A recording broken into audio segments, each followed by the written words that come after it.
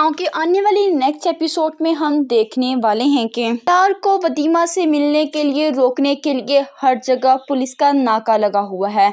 मुजफ्फर साहब ने सलार को रोकने के लिए इतना पैसा लगा दिया है कि वो वदीमा से मिल ना सके, कहीं उसकी बेटी उसके साथ भाग न जाए। लेकिन सलार कहाँ पर किसी के हाथ काबू आने वाला है। वो वहां से जाते हुए पुलिस उसे रोक लेती है तो सलार कहता है कि मैं आप लोगों को बताना चाहता हूँ कि वदीमा की शादी उसके खिलाफ हो रही है।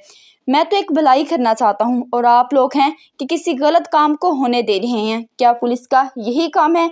तो पुलिस वाले कहते हैं कि तुम्हें कैसे पता कि लड़की की शादी उसके खिलाफ हो रही है? क्या तुम्हारी उससे मुलाकात होती है? तो सलार कहता है नहीं, मैं उसको अंदर से जानता हूँ, मैं और वो दोनों मोहब्बत करते हैं।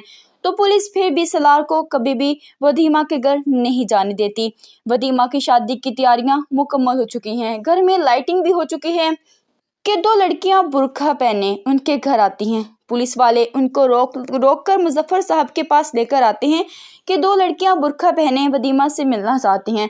तो मुजफ्फर साहब उनसे कहता है कि कौन हो तुम लोग, किससे मिलना है, पहले अपना चेहरा दिखाओ, फिर ही मैं तुम्हें वदीमा से मिलने की इजाज़त दूंगा। तो वो दोनों लड़कियां घबरा जाती हैं। वो तो सलार की मदद करने के लिए वदीमा से मिलने आई होती हैं, वदीमा को हौसला देने आती हैं कि फिक्र मत करो, सलार कुछ ना कुछ जुगाड़ तो कर ही लेगा। लेकिन यहाँ पर मुजफ्फर साहब का ये कहना कि अपना चेहरा दिखाकर आगे जाओ इन दोनों को बहुत ज़्यादा परेशान कर देता है। लेकिन फिर वदीमा की माँ ही इस सब में मुजफ्फर साहब का ध्यान बिठाती है और वो दोनों लड़कियां जल्दी से वदीमा के पास जाती हैं। वदीमा जो कि बिल्कुल मायूस हो चुकी है, उसे लगता है कि अब उसकी शादी सलार से कभी भी नहीं हो पाएगी, उसकी शादी नबील से ही होगी। वो किचन से जाकर कुछ जहर ढूंढकर मरने की तैयारी करने लगी है। वो सोचती है कि अब मैं जिंदा नहीं रहूंगी, सलार के बगैर तो मैं जिंदगी गुजार ही नहीं सकती। लेकिन फिर उससे अचानक से सलार की बातें उसके जहन में गर्दिश कर रही होती हैं कि वदीमा जो कुछ मर्जी हो जाए लेकिन अपने आप को कभी भी नुकसान नहीं पहुंचाना।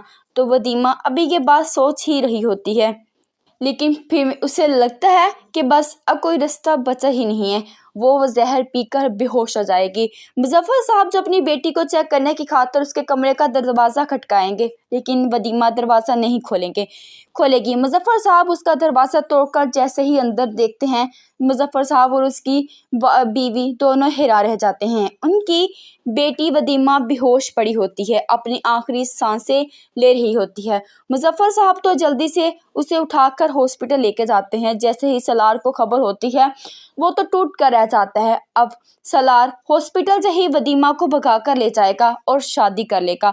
शादी करने के बाद मुजफ्फर साहब, नबील की फैमिली, सारे लोग ही वदीमा के खिलाफ हो जाएंगे। वदीमा को ढूंढने की खातिर हर जगह पर नाका लगाया जाएगा, लेकिन सलार कभी भी वदीमा को उन लोगों के हाथ नहीं आने देगा। आने वाली एपिसोड बहुत ज़्यादा इंटरेस्टिंग होने वाली है। मज़ीद ड्रामा सर्विस के लिए चैनल को सब्सक्राइब